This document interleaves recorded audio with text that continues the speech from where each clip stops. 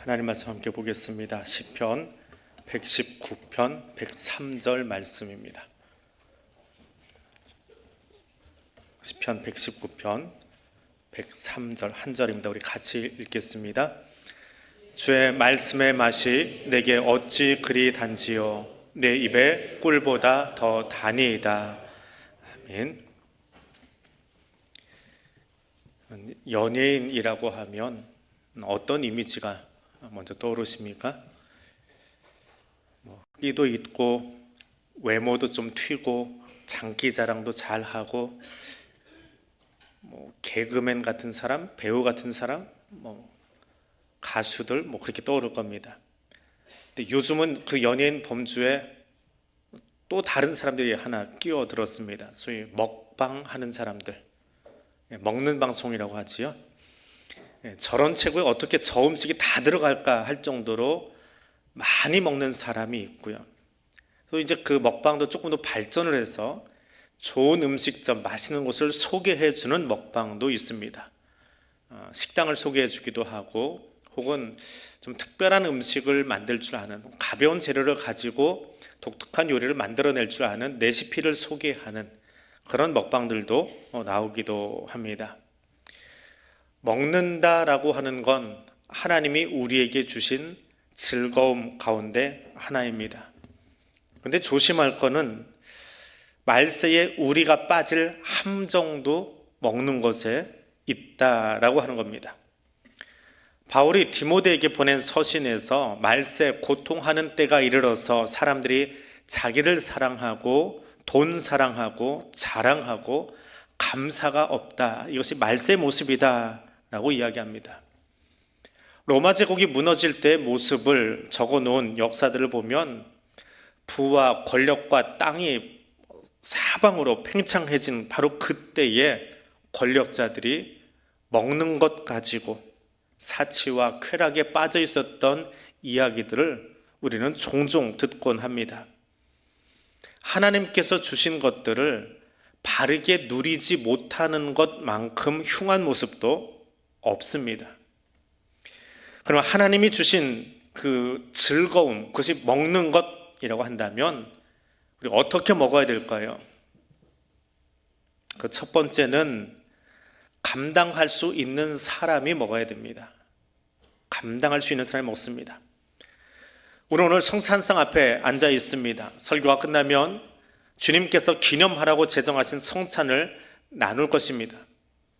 그리고 성찬을 나눌 때 우리는 늘 듣던 성구 하나를 무의식 중에 듣고 흘려 보내게 될 겁니다. 누구든지 주의 떡이나 잔을 합당하지 않게 먹고 마시는 자는 죄를 짓는 것이니라. 우리가 이 떡과 이 잔을 받기에 쉽게 넘어가는 구절입니다. 그런데 굉장히 무거운 무게감이 있는 구절이기도 합니다.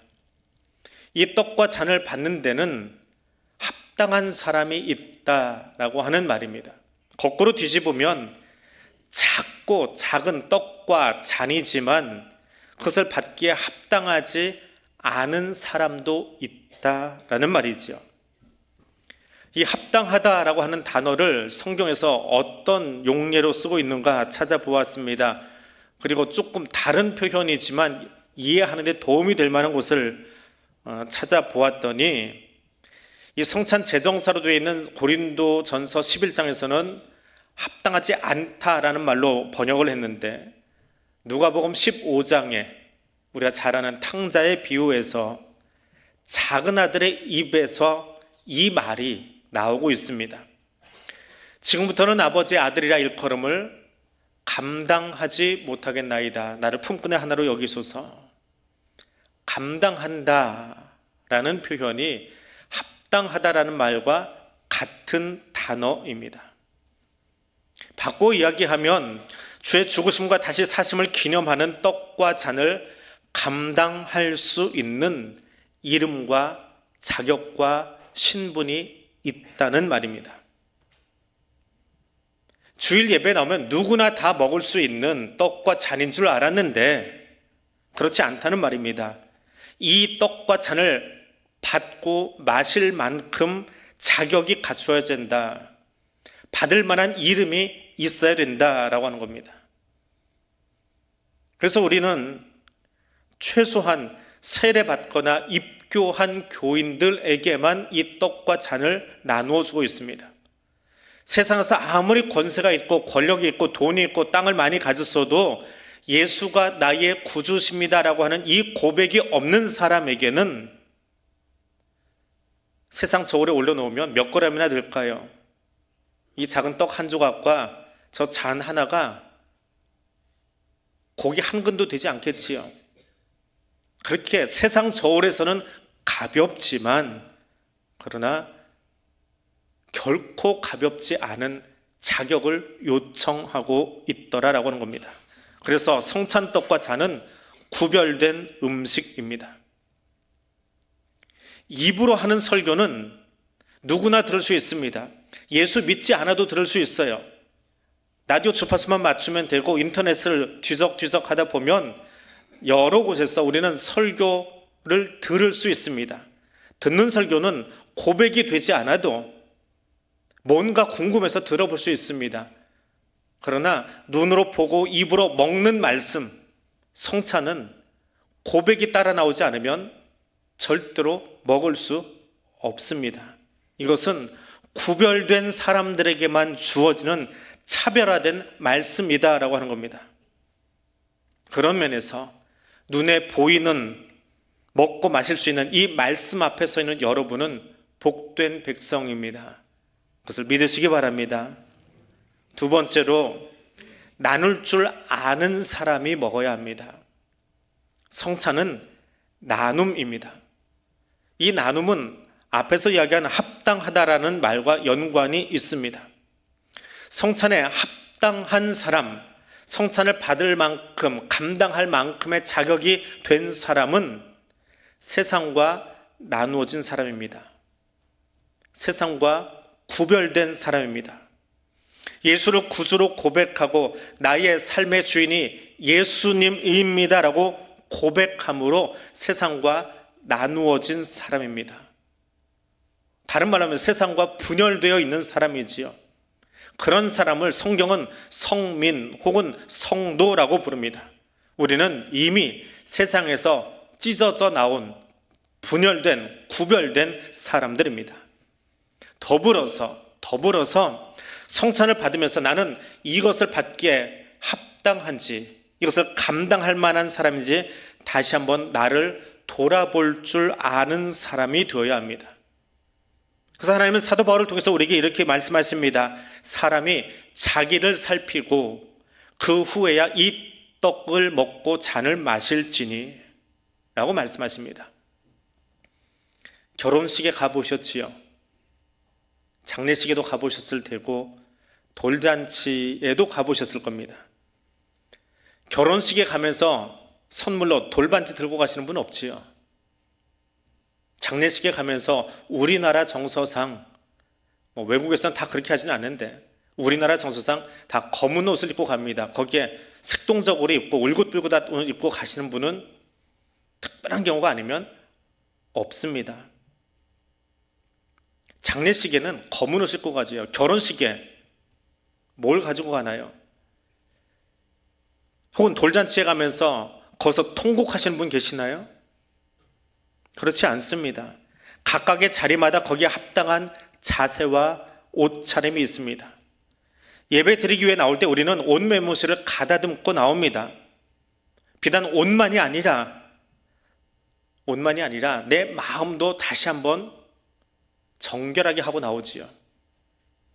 어제 잠을 못 자서 설교 시간에 꾸벅꾸벅 졸기도 합니다. 앞에 서 있으면 이게 사람들이 자세가 가만히 있기 때문에 조는 사람이 눈에 확 들어와요. 순간 그 사람만 톡 떨어지거든요. 근데 떨어진 사람이 다시 고개 들면 어떻게 해요? 나 안 졸아서 잘 듣고 있었어 하는 식으로 몸을 더 움직여요.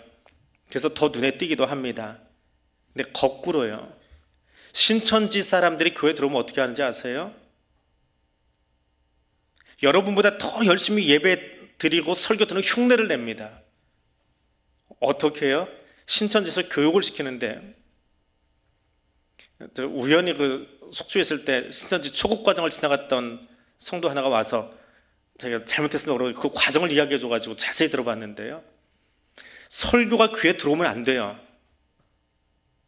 설교가 귀에 안 들어오게 해야 돼요. 그 훈련을 받습니다. 그게 뭐냐면 계속 뭔가를 적고 있어요. 그렇다고 설교 메모하시던 분들 오늘부터 멈추지 마십시오. 그거하고는 다른 거예요. 끄적끄적 할 때 뭘 하나 이렇게 한번 쳐다보십시오. 절대로 설교 내용 적지 않습니다. 다른 내용을 적고 있어요. 이 귀로 설교가 들어오면 자기가 신천지에서 배운 것들이 희석이 돼버리고 부딪히니까 이 설교를 안 들려고 딴 생각하기 위해서 다른 걸 적고 있습니다. 뉴스를 적기도 하고 지나가는 이야기를 적기도 하고 오늘 내가 포섭해야 될 사람들 이름과 그 내용을 적기도 하고 딴짓을 합니다. 그래서 설교를 듣지 않기 위한 훈련을 받아요. 여러분, 설교 듣는 것도 훈련이 필요하고요, 설교를 듣지 않는 것도 이단이지만 훈련이 필요합니다. 마찬가지로 성찬도 자세가 필요해요. 그냥 우리 교회에서 매월 첫 주에 성찬식 하니까 그런가 보네 하고 참여하는 거 가지고는 안 되더라라고 하는 겁니다. 그래서 작은 떡 한 조각, 포도주 한 잔 마시는 것으로 끝나지 않습니다. 최소한 내가 이 떡과 잔을 받을 때에 겉모습은 괜찮은데요, 속 사람이 어떠한지는 옆 사람은 모릅니다. 나만 알고 있어요. 내가 지금 어떤 마음과 자세로 이 예배 자리에 앉아 있는지는 나만 압니다.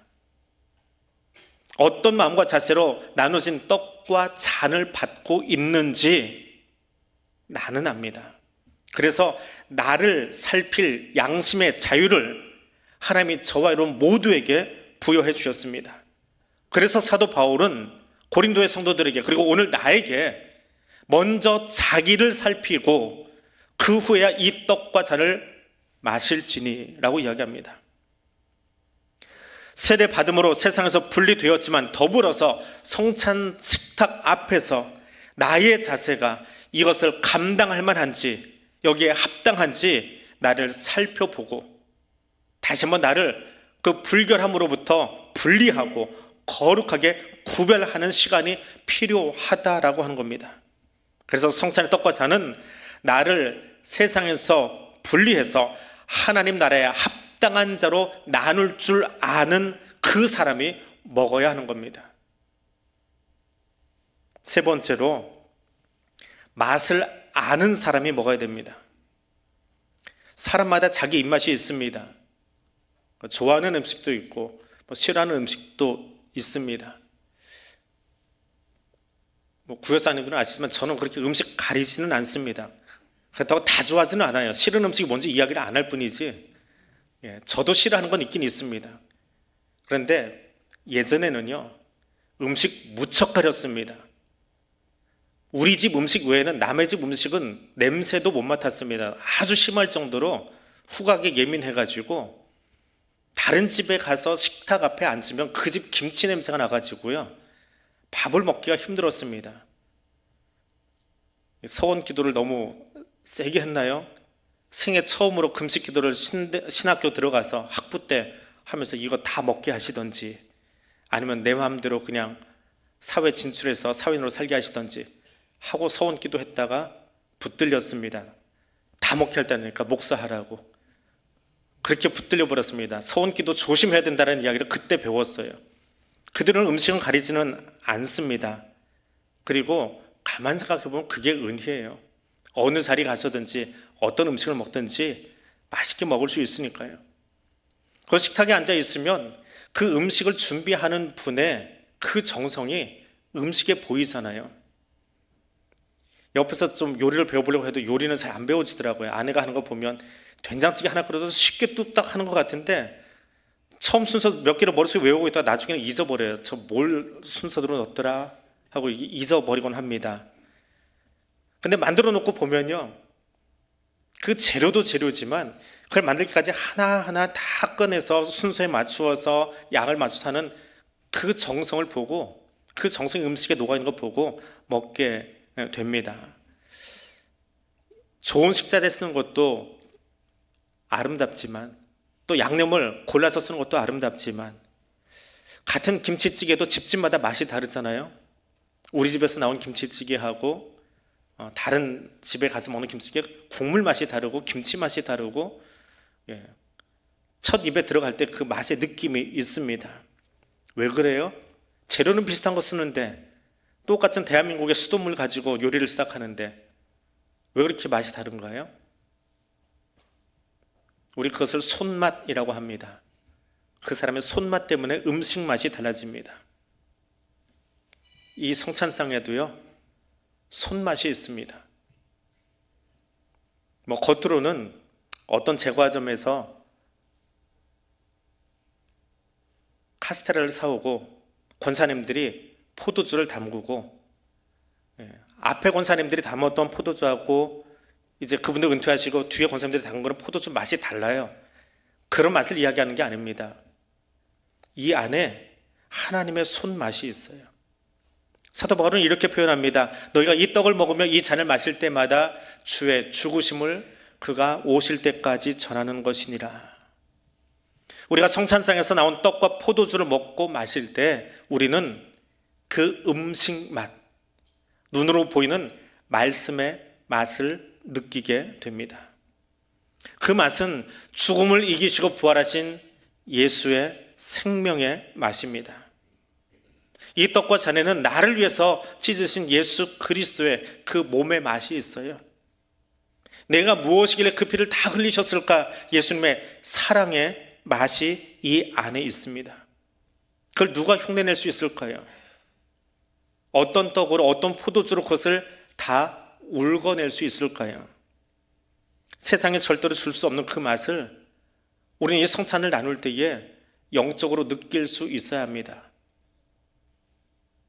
그저 떡 먹고 잔을 나눈 뒤에 오늘 성찬 떡이 퍽퍽했어, 오늘 포도주는 너무 셌어, 그 이야기나 하고 나간다면 우리는 오늘 성찬 앞에 자신을 구별한 것도 아니고 이 말씀을 먹은 것도 아닙니다. 하나님이 내게 살을 찢으시기까지 사랑하신 그것이 무엇인지 우리의 영적인 미각에 살아나서 느낄 수 있어야 되고요. 내가 무엇이길래 그 피를 다 쏟아내시면서 십자가의 사랑을 베푸셨는지 우리 영적 후각이 살아나야 되고요. 그 잔을 받아든 뒤에 그 잔이 내 위장을 타고 내려가면서 내 온 몸을 지배하도록 통치하도록 내어드릴 수 있는 결단이 있어야 돼요. 그것이 빠져버린 성찬이라고 한다면 교회 밖에 있는 사람이나 안에 있는 사람이나 제과점에서 나온 빵과 저 항아리에 있던 물 한 잔 마시는 것과 아무것도 다를 것이 없습니다. 이 성찬 앞에서 우리의 영적인 감각들이, 잠자던 감각들이 다 깨어나서 하나님의 사랑의 손맛을 경험하고 먹고 마실 수 있는 시간이 되어야 합니다.